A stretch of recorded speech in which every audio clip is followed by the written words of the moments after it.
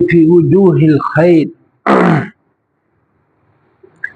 یہ باب جو ہے یہ خیر کے کاموں میں خرچ کرنے کی فضیلت کے سلسلے کا ہے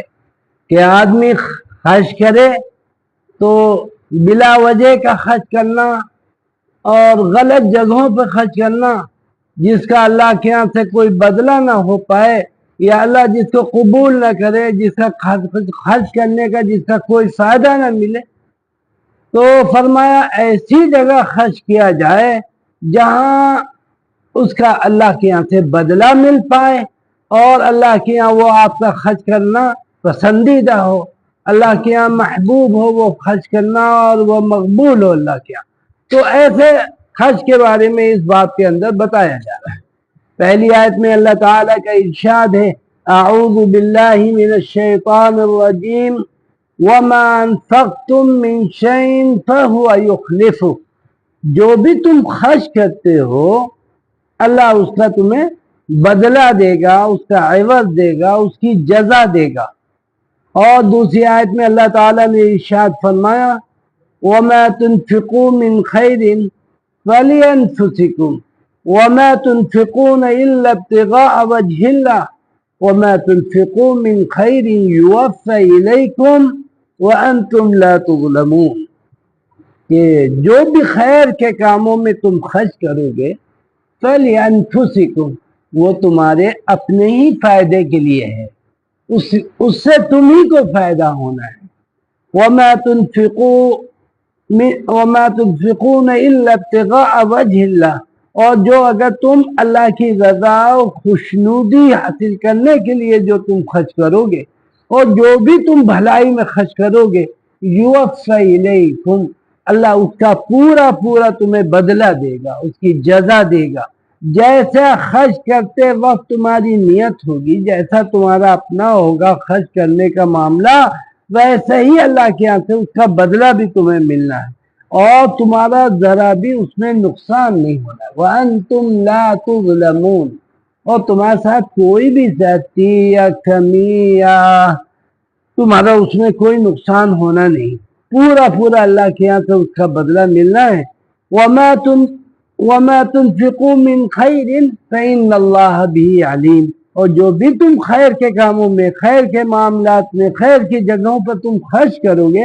فَإِنَّ اللَّهَ بِهِ عَلِيمٌ، تو اللہ اس سے باخبر رہتا ہے، اللہ تعالیٰ کو سب کچھ معلوم رہتا ہے۔ اس کی فکر تو آپ کو چھوڑ دیے کہ کیسے اللہ کیا معاملہ پہنچے گا۔ اللہ جب آپ کی نیتوں کو دیکھ لیتا ہے، آپ کے جذبات کو بھانپ لیتا ہے، سمجھ لیتا ہے، تو آپ جو اللہ کے راستے میں اس کی رضا و خوشنودی کے لیے آپ خرچ کر رہے ہیں، تو اس سے اللہ کیوں نہیں واقف ہوگا؟ اللہ تو ہر چیز سے باخبر رہنے والا ہے۔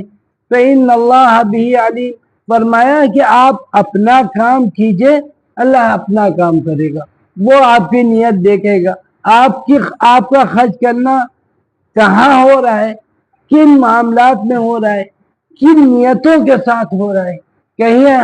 آپ کا نام و نمود کا آپ کا مسئلہ تو نہیں ہے، آپ اپنی بڑائی جتلانا چاہتے ہو، آپ اپنا اللہ کے راستے میں خرچ کرنا لوگوں کو دکھانا چاہتے ہو، تو رضا الہی مقصد نہ ہو، شہرت اور آپ کو اپنی مالداری دکھانا ہو، تو پھر ظاہر ہے پھر اللہ کے یہاں سے کچھ ملنا نہیں۔ وہ ملے گا اسی وقت جب آپ اچھی نیت سے خرچ کریں گے اور چھپا کے خرچ کریں گے اور رضا الہی کے لیے خرچ کریں گے، اور آپ کا مقصد صرف اور صرف جنت میں آپ کو بدلہ اور اس کا صلہ چاہیے ہوگا، تب اللہ کے یہاں وہ چیز آپ کی محمود ہوگی، پسندیدہ ہوگی اور مقبول ہوگی۔ اور اگر اس کے علاوہ کی نیت ہے، اسی لیے فَإِنَّ اللَّهَ بِهِ عَلِيمٌ بھی فرما دیا کہ کوئی چیز سے بھی اللہ تعالیٰ بے خبر نہیں رہتے ہیں، ہر چیز کی اللہ کو خبر ہے، پل پل کی اللہ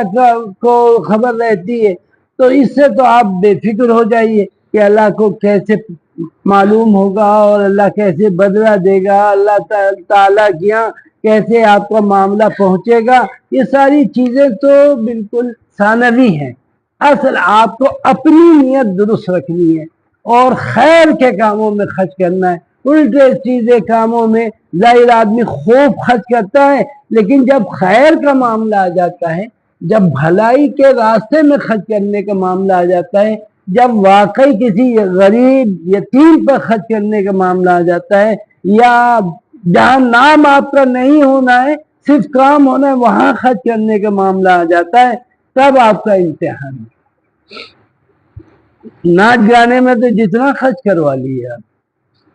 خیر کے کاموں میں واقعی یتیم غریب پر خرچ کرنا، خیر کے یعنی دینی کاموں پر خرچ کرنا، خیر کے کام کرنے والوں پہ خرچ کرنا، یہ اللہ کے یہاں پسندیدہ ہے، اس کا آپ کو خیال رکھنا ہے۔ اور اگر اس کے ساتھ آپ کا یہ خرچ کرنا ہوا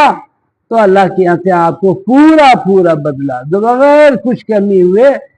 اللہ تعالیٰ کے یہاں سے آپ کو حاصل ہوگا۔ وعن جرير بن عبد الله رضي الله عنه قال كنا في صدر النهار عند رسول الله صلى الله عليه وسلم فجاءه قوم عراة مجتاب النمار أبي العباء متقلد السيوف عامتهم من مضر فتمعر وجه رسول الله صلى الله عليه وسلم لما رأى بهم من الفاقة فدخل ثم خرج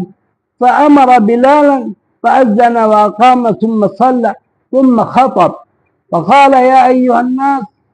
اتقوا ربكم الذي خلقكم من نفس واحدة وخلق منها زوجها وبث منهما رجالا كثيرا ونساء واتقوا الله إن الله كان عليكم رقيبا۔ والآية الأخرى التي في آخر الحشر يا أيها الناس اتقوا ربكم ولتنظر نفس ما قدمت لغد واتقوا الله إن الله خبير بما تعملون۔ تصدق رجل من ديناره من درهمه من ثوبه من صاع بره من صاع تمره حتى قال ولو بشق تمرة فجاء رجل من الأنصار بسرة كادت كفه تعجز عنها بل قد عجزت ثم تتابع الناس حتى رأيت قومين من طعام وثياب حتى رأيت وجه رسول الله صلى الله عليه وسلم يتحلل كأنه مذهبة فقال رسول الله صلى الله عليه وسلم من سن في الإسلام سنة حسنة فله أجرها وأجر من عمل بها بعده من غير أن ينقص من أوزارهم من شيء ومن سن في الإسلام سنة سيئة كان عليه وزرها ووزر من عمل بها من غير أن ينقص من أوزارهم من شيء۔ جناب حضرت جریر ابن عبداللہ رضی اللہ عنہ اس حدیث پاک سے راوی یہ ایک واقعے کو یہاں بیان کر رہے ہیں کہ ہم لوگ جناب رسول اکرم کے صلی اللہ علیہ وسلم کے ساتھ ایک دن صبح صبح ایک چند لوگ جو بہت پھٹے حال غربت کے مارے معلوم ہو رہے تھے، ان کے پاس کپڑے تک نہیں تھے، وہ چادروں کو یوں ہی بیچ میں سوراخ کر کر یوں ہی انہوں نے اپنے پہن رکھا تھا، اپنے اوپر جسے آپ کہیں پہننا تو کیا اپنے اوپر ڈال رکھا تھا۔ ان لوگوں کے پاس چادریں تھی، سلے ہوئے کپڑے نہیں تھے۔ مجتاب النمار ایسی چادر جو دھاری دار تھی، اور ہم یہی کہہ سکتے ہیں یا اس کو چادر کہہ لیں یا ابا کہہ لیں۔ ابا اس لیے نہیں کہنا مشکل ہے کہ وہ سلا ہوا نہیں تھا، اور چادر بھی کہہ سکتے ہیں کہ بس انہوں نے بیچ میں چھید کر کے اپنے اوپر ڈال رکھا تھا، لیکن اپنے پورے اور دوسرے تم تراق کے ساتھ تھے، یعنی ہے کہ تلواریں سب لٹکا گئی، جتنے ننگے بھوکے دکھ رہے ہوں لیکن سب کے تلواریں لٹک رہی تھی، تلواریں سب لٹکائے ہوئے تھے، اور ان میں زیادہ تر کا تعلق قبیلہ مدر سے تھا۔ فَتَمَعَرَ وَجْهُ رَسُولِ اللَّهِ صلی اللہ علیہ وسلم لِمَا رَآ بِهِمْ مِنَ الْفَاقَةِ آپ نے جب ان لوگوں کو اس قدر بدحالی میں اور فاقہ زدہ دیکھا تو آپ کے چہرے کی رنگت ہو گئی، آپ پریشان ہو گئے، گھر گئے، باہر نکلے اور پھر گھر میں کچھ ملا نہیں ہوگا، اس لیے کہ آپ کے گھر میں رہتے ہی کیا تھا، کئی دن آپ کے یہاں خود ہی فاقے ہو جایا کرتے تھے۔ پھر بس ایک راستہ ان کو دکھا کہ ان کی یہ سوچا آپ نے کہ ان غربا کی مدد کرنی ہے، جس طرح سے بھی ہو سکے ان کی مدد کرنی ہے۔ پھر حضرت بلال کو آپ نے حکم دیا، انہوں نے اذان کہی، اقامت کہی، پھر نماز ہوئی۔ اس کے بعد آپ نے لوگوں کو خطاب کیا اور ان کو آر دلائی اور ان کو یہ چیز بتائی کہ اللہ نے تمہیں اچھا دیا ہوا ہے، تو تم فکر کرو ان لوگوں کی جو تمہارے بھائی ہیں لیکن فاقہ زدہ ہیں، پریشان ہیں، اور اللہ تو ہر چیز کا دیکھنے والا، سمجھنے والا ہے، تو تمہیں ان کا بھی خیال کرنا ہے۔ تو آپ صلی اللہ علیہ وسلم نے اس آیت کو تلاوت فرمایا، یا ایھا الناس اتقوا ربکم الذی خلقکم من نفس واحدہ، اے لوگوں اپنے اس پروردگار سے ڈرو جس سے تم سب کو ایک اکیلی جان یعنی آدم اور حوا سے پیدا کیا، پھر ان آدم کو پیدا کیا، پھر انہی سے ان کا جوڑا بنایا، اور پھر ان سے بہت سے لوگوں کو دنیا میں بسا دیا۔ وَبَثَّ مِنْهُمَا رِجَالًا كَثِيرًا وَنِسَاءً، بہت سے مردوں اور عورتوں کو بھی دنیا میں بسا دیا۔ اور وَاتَّقُوا اللَّهَ الَّذِي تَسَاءَلُونَ بِهِ وَالْأَرْحَامَ، اور تم ایک دوسرے سے سوال کرتے ہو اسی پروردگار کا نام لے لے کر۔ یہ نکاح کے موقع پر خاص آیتیں پڑھی جاتی ہے،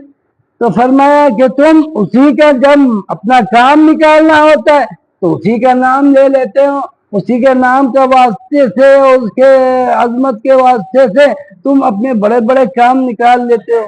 تو تمہیں یہاں بھی کچھ سوچنا چاہیے تھے کہ تمہارے بھائی بند ہیں، اور ان اللہ کان علیکم رقیبا، بے شک اللہ تعالیٰ تمہارا نگراں،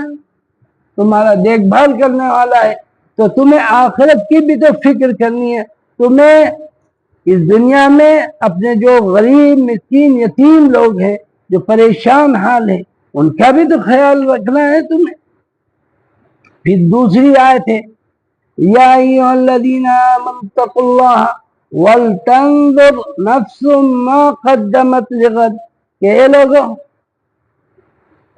یا ایھا الناس اتقوا ربکم، کیا ہے پریا؟ اس میں آیت ہے نہیں۔ ہاں، اے لوگوں اپنے اس پروردگار سے ڈرو جو جس نے تمہیں پیدا کیا اور تمہارے سارے وہ چیزوں کو بنایا، کہ وہ دیکھنا چاہتا ہے کہ آنے والے کل یعنی آخرت کے لیے بھی تم نے کچھ تیاری کر کے رکھی ہوئی ہے، یہ یوں ہی سب ہے؟ تو کل کے لیے بھی کچھ کرنا چاہیے کہ جب تم مر کے جاؤ گے، اللہ کے آگے حاضر ہوگے، اور پھر تمہارے اعمال کا حساب و کتاب ہوگا، تو اس کے لیے بھی تم نے کچھ تیاری کی ہے کہ نہیں کی ہے؟ تو پھر ایک شخص کچھ دینار لے کے آئے، دوسرے کچھ درہم لے کے آئے، کوئی صاحب کپڑا لے کے آئے، کوئی گیہوں لے کے آیا، کوئی کھجور لے کے آئے، حتیٰ قال ولو بشق تمرہ، یہاں تک فرمایا کہ ایک ساتھ تو کھجور،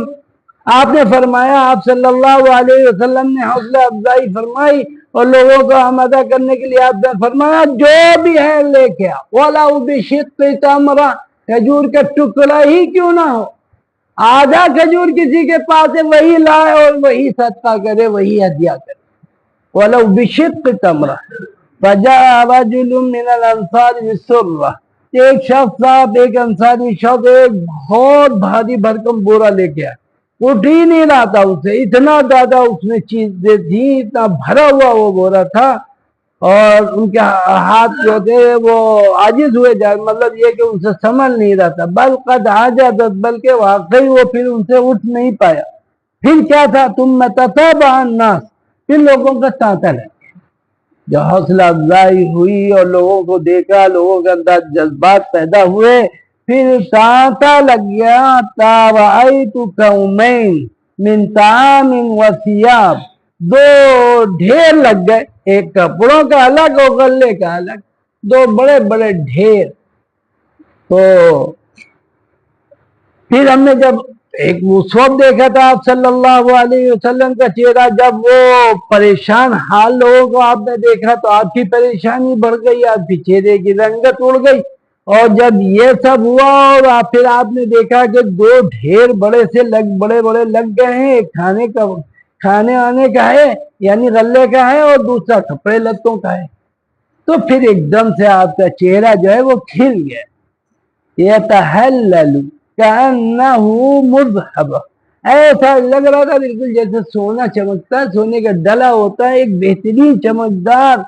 صاحب، ایک عجیب روشنی مار رہا تھا آپ کا چہرہ۔ تو اس وقت پھر آپ نے ارشاد فرمایا من سن فی الاسلام سنتا حسنہ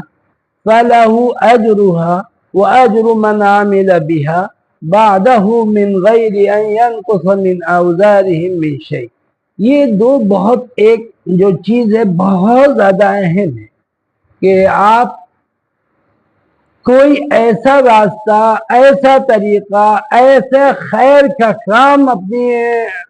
لوگوں کو بتا دیجئے جو ایک چل پڑے، آگے بڑھ جائے، یا کوئی ایسے برے کام، کوئی رسم، کوئی بری عادت عام ہو، اس کو آپ مٹانے کا کام کر دیجئے، یا تو کوئی خیر کے کام کی بنیاد ڈال دیجئے۔ معلوم صاحب جیسے پہلے زمانے میں تھا، آتا ہے کہ ایک زمانے میں بیچ میں بالکل حج متروک ہو گیا تھا، حج کرنے ہی لوگ نہیں جاتے تھے۔ پھر سید احمد شہید اور ان کے رفقا نے خاص طور پر یہ آخر کے زمانے کی باتیں اور حج کا ایک اعلان فرمایا، اور پھر سے حج کی ایک تھوڑا سا لوگوں کے اندر شوق و ذوق پیدا ہوا۔ ایسے کئی بار ہوا ہوں اس تاریخ اسلام میں کہ کوئی چیز ایک دم ختم ہوئی، پھر اس کی ابتدا ہوئی اور نئے طریقے، نئے سرے سے اس کو رواج دیا گیا۔ تو اس زمانے میں جس نے اس کام کو کیا اور پھر بعد میں اس کام کو لوگ کہتے ہیں معلوم آپ نے ایک سنت متروک ہو گئی تھی، وہ سنت جاری ہو گئی۔ آپ صلی اللہ علیہ وسلم کا کوئی عمل تھا اور وہ کچھ دنوں کے لیے بنسا ہو گیا، اس پر لوگوں نے عمل کرنا کم کر دیا، پھر کسی کو اللہ نے توفیق دی اور اس سنت کو پھر اس نے جاری کیا، دو شور سے چل پڑی وہ سنت۔ تو فرمایا جس نے اسلام میں کوئی اچھا طریقہ رائج کیا، ایک تو اس کو اس کا ثواب ملے گا، پھر اس خیر کو، اس اچھے کام کو جب تک لوگ کرتے رہیں ان سب کا ثواب بھی اس پہلے شخص کو ملتا رہے گا،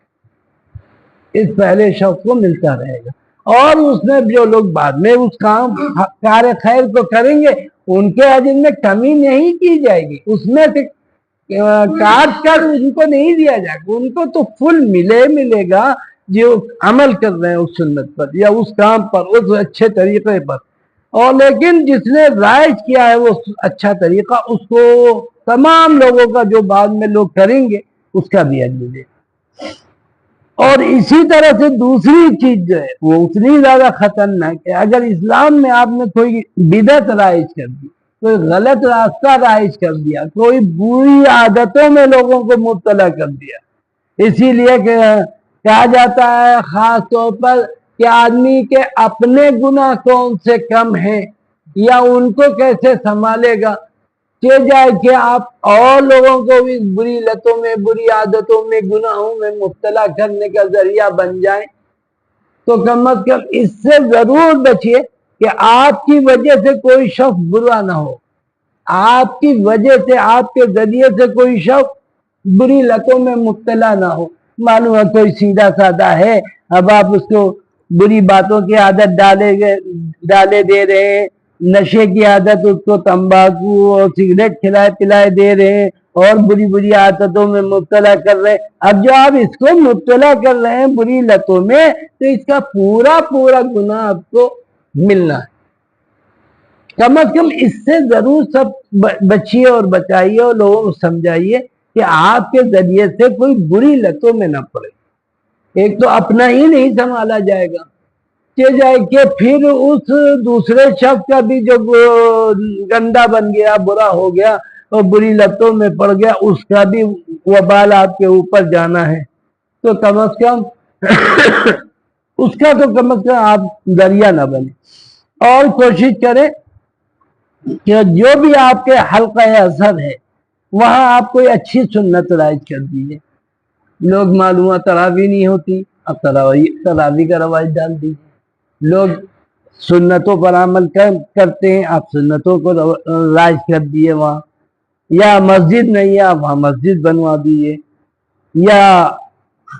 دعوت کا کام وہاں نہیں ہے، آپ دعوت کے کام کی بنا ڈال دیجیے وہاں. کوئی ایسا کام کیجیے جو دیر پا ہو اور بار بار لوگ کرتے رہے اس کو، اور آپ کا پھر ریفنڈ میں آپ کا ثواب میں اضافہ ہوتا رہے. تو اس کا خاص طور پر خیال کریں. وعن ابی ذر رضی اللہ عنہ قال انتهيت الى النبي صلی اللہ علیہ وسلم وهو جالس في ظل الكعبة فلما رآني قال هم الاخسرون ورب الكعبة. قال فجئت حتى جلست فلم أتقار أن قمت فقلت يا رسول الله فداك أبي وأمي من هم؟ قال هم الأكثرون أموالا إلا من قال هكذا وهكذا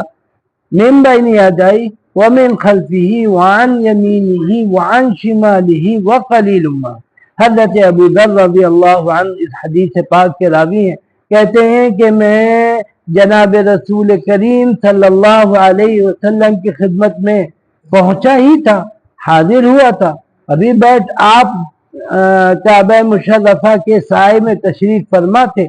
جیسا ہی آپ نے مجھ کو دیکھا تو آپ نے ارشاد فرمایا ہم الاکثرون ہم الاخسرون ورب الکعبہ. بہت ہی زیادہ خسارے میں، رب کعبہ کی قسم بہت نقصان میں جا رہے ہیں. راوی کہتے ہیں حضرت ابو ذر کہ میں ابھی بیٹھا ہی تھا اور بیٹھا بھی نہیں تھا، ابھی تو بس فوراً میں دوبارہ کھڑا ہو گیا اور میں نے آپ صلی اللہ علیہ وسلم سے عرض کیا کہ اللہ کے رسول صلی اللہ علیہ وسلم میرے ماں باپ آپ پر قربان ہو، کون بہت خسارے میں ہے، بہت نقصان میں ہے. تو آپ صلی اللہ علیہ وسلم نے فرمایا ہم الاکثرون، جو بہت مال والے ہیں، جن کا پاس بے تحاشا پیسہ بھرا ہوا ہے، جو لوگ پیسہ بہت جن کے پاس ہے. ہم الاکثرون اموالا الا من قال هكذا وهكذا،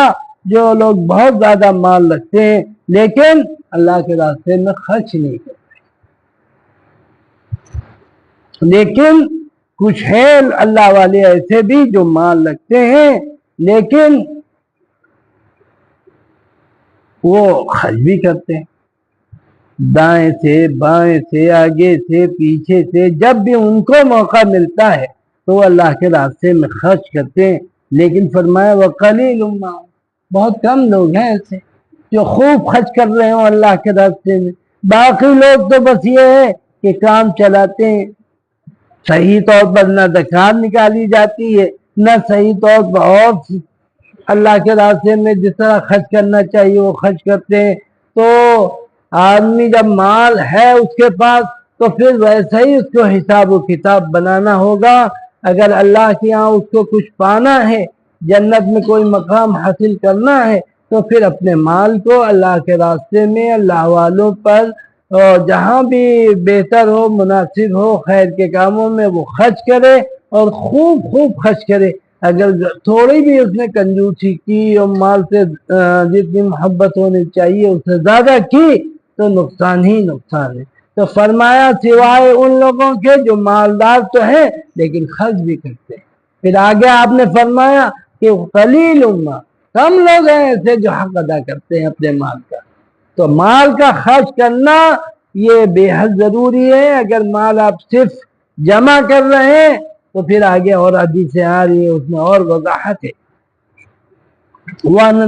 عبداللہ بن مسعود رضی اللہ عنہ عن النبی صلی اللہ علیہ وسلم لا حسد الا فی اثنتین رجل آتاه الله مالا فسلطه على هلكته في الحق ورجل آتاه الله حكمة وهو يقضي بها ويعلمها. جناب حضرت عبداللہ بن مسعود رضی اللہ عنہ راوی حدیث ہیں، آپ سے نقل کرتے ہیں کہ آپ صلی اللہ علیہ وسلم نے فرمایا کہ حسد جائز نہیں ہے کہیں بھی. ایک بہت بڑا یہ حسد کا مسئلہ ہے کہ حسد اور جائز، حسد نام ہی ہے ناجائز چیزوں کا. حسد کس کو کہتے ہیں؟ کہ آدمی صرف جلے، اچھے خوشحال لوگوں کو دیکھ کر اپنا خون جلاتا رہے، یہ ہے حاسد. حاسد کا کیا کام ہے؟ ان کو خوشحال دیکھ رہا ہے، ان کو اچھا پہننا، کپڑے لتے اچھا، گاڑی گھوڑے سے دیکھا تو جل گیا، ان کو دیکھا تو جل رہا ہے، ان کو دیکھا تو جل رہا ہے، خون جلا رہا ہے، اپنا کو برباد کر رہا ہے. نہ اس کے جلنے سے کوئی کسی کو پریشانی ہونی ہے نہ کچھ ہونا ہے، کرنے والی ذات سب کچھ اللہ کی ہے. تو آدمی صرف جل رہا ہے، بلا وجہ اپنے آپ کو برباد کر رہا ہے. لیکن یہی حسد جو ہے، حسد کی دو قسمیں. ایک تو حسد یہ کہ نعمت کو دیکھ کر جذبات یہ ہوں کہ اللہ مجھے بھی یہ دے دے، اور ایک حسد وہ ہے کہ اللہ میاں مجھ کو دے نہ دے، اس کو اللہ میاں برباد کر دے. یہ تو کہیں ابھی جائے تو گاڑی ٹکرائے تو چکنا کیوں پھڑکتے اڑ جائیں اس کے.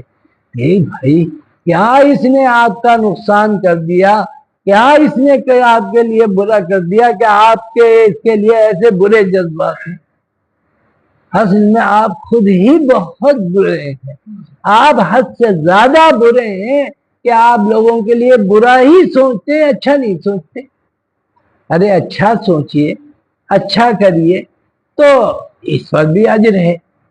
بہرحال حسد تو جائز نہیں ہے، اور حسد وہی والا جائز نہیں ہے کہ جس میں آدمی کسی کو اچھی حالت میں دیکھ کر سوچے کہ یہ برباد ہو جائے. ایک حسد وہی ہوتا ہے کہ اللہ اس کو خوشحال رکھے، اللہ اس کو کی حفاظت کے، اللہ یہ چیز مجھ کو بھی حاصل ہے. تو یہ دوسری چیز. بہرحال یہاں جو حدیث میں بیان کیا جا رہا ہے تو آپ صلی اللہ علیہ وسلم نے فرمایا حسد جو ہے یہ جائز نہیں ہے سوائے دو لوگوں، دو ذاتوں پر، یعنی دو قسم کے لوگوں پر. ایک کون سا شخص؟ رجل آتاہ اللہ مالا فسلطہ علی ہلکتہ فی الحق. ایک تو وہ شخص جس کو اللہ نے خوب مال دیا، بے تحاشا مال دیا، اور ویسے ہی اللہ نے اس کو مزاج بھی اللہ نے اس کا خیر کا بنایا ہو، خرچ کرنے کا بنایا ہو، لٹانے کا اللہ کے راستے میں، اللہ کے راستے میں. فسلطہ علی ہلکتہ فی الحق کہ اللہ نے اس کے مزاج کو بھی حق کے کام میں، خیر کے کام میں خرچ کرنے کا بنایا. یعنی اللہ نے خوب دیا ہو اور خوب وہ لٹا رہا ہو، یعنی خوب فائدہ اٹھا رہا ہو، خوب جنت کے راستے ہموار کر رہا ہو، جنت میں اپنے مقام کو وہ بنا رہا. ایک تو وہ شخص کہ جہاں اس کے سامنے کوئی مسئلہ آیا، ارے فوراً لو، فوراً آؤ، کنارے لے جایا، چپکے سے دے دیا، گڈی موٹی سی پکڑا دی اور پتہ بھی نہیں چلا کسی کو. اور کچھ لوگ مالدار ہوتے ہیں جن کو اللہ کے یہاں زیرو ملنا ہے، وہ مائک سے اعلان جب تک نہیں کرواتے ہیں جب تک نہیں دیتے. فلاں سیٹھ جی نے 10,000 روپے دیے، 10 لاکھ روپے دیے، لیکن مائک سے اعلان ضروری ہے. اگر مائک سے اعلان نہیں کیا دینے کے بعد تو آئندہ سال دے گا نہیں. تو بتائیے کتنا نقصان کر رہا ہے بندہ اپنا. اتنی لمبی لمبی رقم دے رہا ہے اور اس کا فائدہ اور حاصل کچھ نہیں. اگر نیت میں وہی ہے شہرت کہ اس کے پیسے کے تذکرے ہوں، اس کے لوگ تعریفیں کریں، اس کے خرچ کرنے کو لوگ بہت سراہیں، اللہ کے یہاں سب کچھ رکھنا چاہیے. ایک تو وہ شخص جس کو اللہ نے خوب مال دیا، پھر اللہ نے اس کا مزاج بھی بنایا ہو خیر کے کاموں میں خرچ کرنے کا، ورنہ تو جہنم کے انگارے بن جائیں گے اس کے مال جتنے ہیں. اور وَرَجُلٌ آتَاهُ اللَّهُ حِكْمَةً فَهُوَ يَقْضِي بِهَا وَيُعَلِّمُهَا. اور دوسرا اس شخص سے بھی حسد، اور حسد یہی والا ہے، وہ والا حسد ہے کہ اس کے بعد ساری نعمتیں اللہ رکھے، ہمیں بھی اللہ یہ خوبیاں عطا فرما دے، یہ اچھائیاں اللہ تعالی ہمیں بھی اللہ تعالی دے دے. دوسرا شخص کون ہے؟ وَرَجُلٌ آتَاهُ اللَّهُ حِكْمَةً فَهُوَ يَقْضِي بِهَا وَيُعَلِّمُهَا. ایک وہ شخص جس کو اللہ نے حکمت و دانائی دی ہو، یعنی اللہ نے اس کو بدھی جیوی بنایا ہو، بہت عقل مند بنایا ہو، بہت سوجھ بوجھ والا بنایا ہو، اور وہ اپنے علم اور سوجھ بوجھ سے بہترین فیصلے کر رہا ہو، بہترین قاضی ہو، چیف جسٹس ہو، اور بہترین والا ہو، جس پر فیصلے پر کبھی کوئی آنچ نہ آتی ہو، ایمانداری سے بالکل اللہ کو حاضر و ناظر جان کر وہ فیصلے کرتا ہو ایسے، اور وَيُعَلِّمُهَا، اور وہ اپنے علم کو عام بھی کر رہا ہو، پڑھا رہا ہو لوگوں کو، اس علم کی تعلیم دے رہا ہو لوگوں کو، اور اس علم کی طرف متوجہ کر رہا ہو، ان کو کوئی ہنر سکھا رہا ہو اس علم کے، تو دو لوگوں پر حسد جائز ہے۔ ایک تو یہ جس کو مال دیا ہو اور خوب اللہ کے راستے میں خرچ کرنے کا اللہ نے اس کو مزاج بھی بنا دیا ہو اس کا، اور ایک وہ شخص جو صاحب حکمت والا ہو، دانائی والا ہو، قاضی صاحب پر، ایسے قاضی صاحب پر، ایسے قاضی جو بہترین فیصلے کر رہے ہوں اور اپنے علم کو عام کر رہے ہیں، لوگوں کو پڑھا بھی رہے ہوں، اس علم کو لوگوں کو سکھا رہے ہوں، ہنر دے رہے ہوں دوسروں کو، تو ایسے دو لوگوں پر حسد فرمایا جائز ہے۔ وعن عبد الله بن مسعود رضي الله عنه قال قال رسول الله صلى الله عليه وسلم أيكم مال وارثه أحب إليه من ماله؟ قالوا يا رسول الله ما منا أحد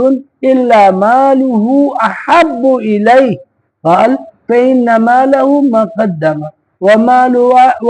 وارثه ما أخر۔ حضرت عبداللہ بن مسعود کی یہ بھی روایت ہے، کہتے ہیں رسول اکرم صلی اللہ علیہ وسلم نے فرمایا، لوگوں سے پوچھا، اے لوگوں یہ بتاؤ تم میں کون شخص ہے جس کو اپنے مال سے محبت نہیں ہے، اپنے وارث کے مال سے محبت، اپنے وارث کے مال سے محبت، یعنی جو مال وہ مرنے کے بعد چھوڑ کے جانے والا ہے وہ مال اچھا لگتا ہے، اور اپنا مال جو اپنے اوپر خرچ کرے، غریبوں پر خرچ کرے اور ضرورت کی جگہوں پر خرچ کرے، وہ اچھا نہیں لگتا، ایسا کون شخص ہے؟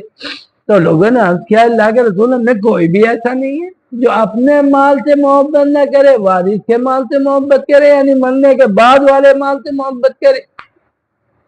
تو آپ نے فرمایا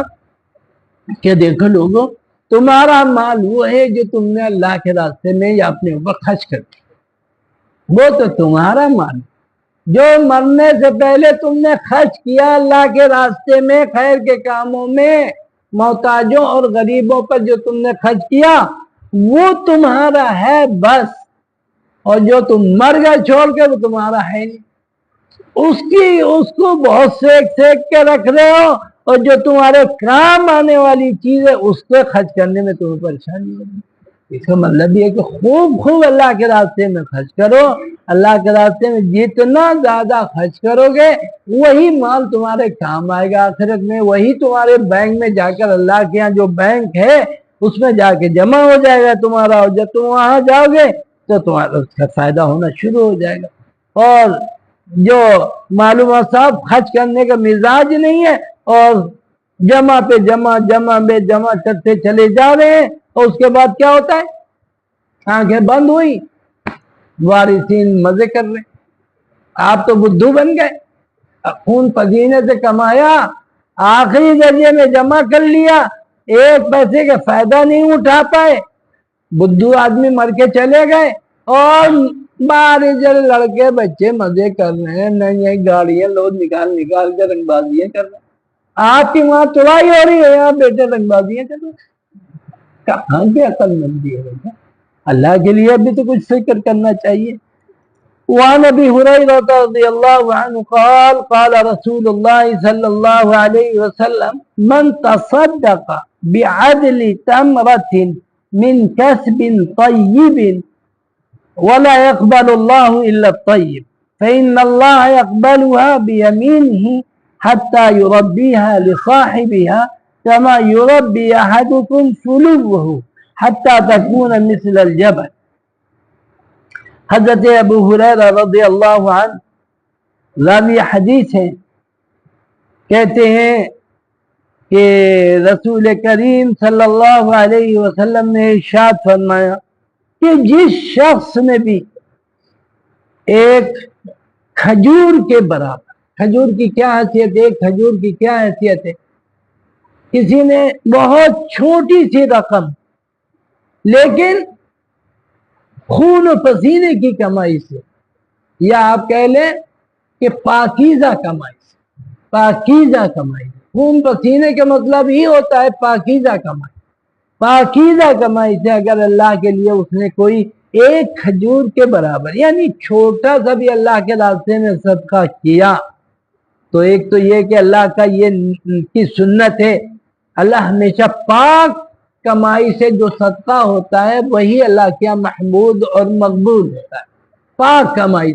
हराम खोरी करके आए, जेब काट के आए, डकैती डाल के आए, उसमें से 10% आपने गरीबों पर खर्च कर दिया, अब सोचे पाप माफ हो गए, सब गुनाह माफ हो गए, अब तो मौज से खाओ। तो ये सब नहीं है अल्लाह के।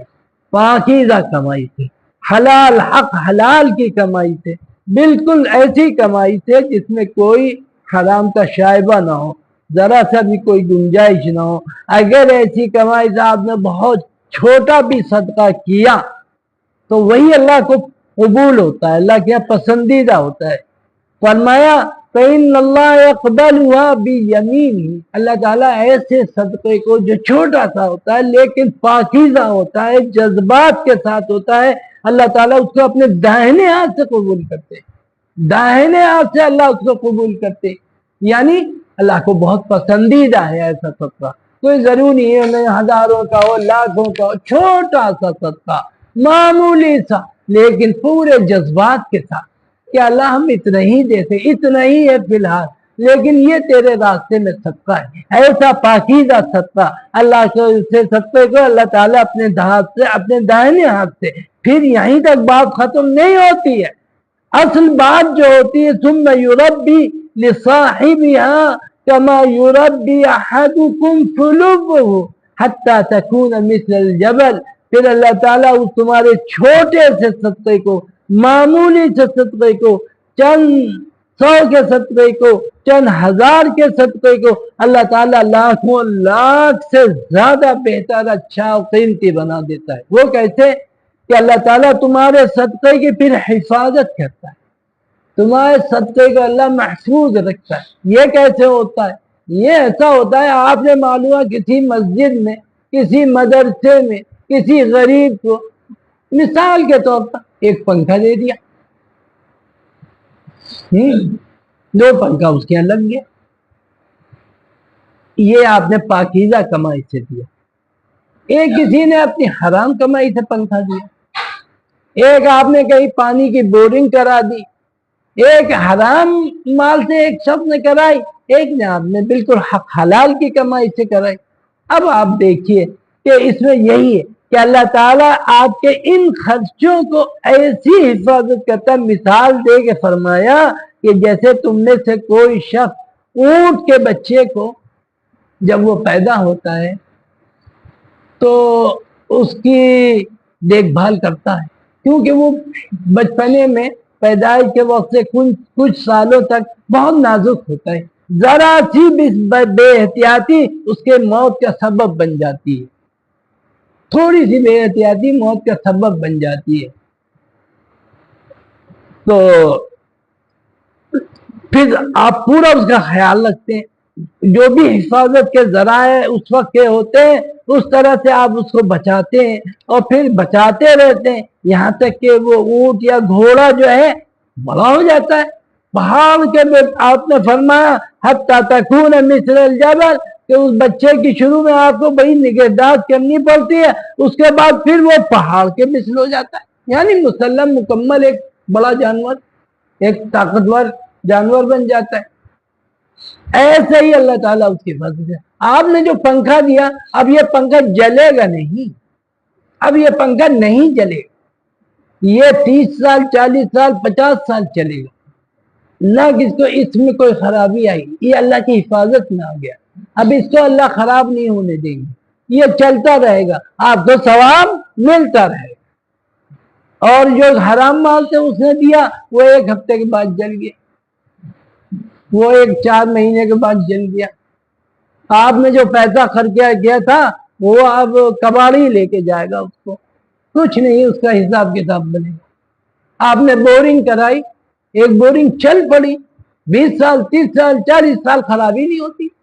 एक बोरी दूसरे दिन खराब हो गई। और हमें तजुर्बा है, एक साहब ने यूं बोरिंगें होती रहती है, एक साहब ने मदरसे में बोरिंग कराई, अल्लाह जाने, हम तो नहीं कह सकते, हमने देखा नहीं, लेकिन उन्होंने किस पैसे से दी, وہ بورنگ ہوئی, بہت گہری بورنگ ہوئی, اور بورنگ موٹر ڈلا, سب کچھ ہوا, اور ایک گلاس بھی پانی نہیں آیا اور موٹر جل گیا,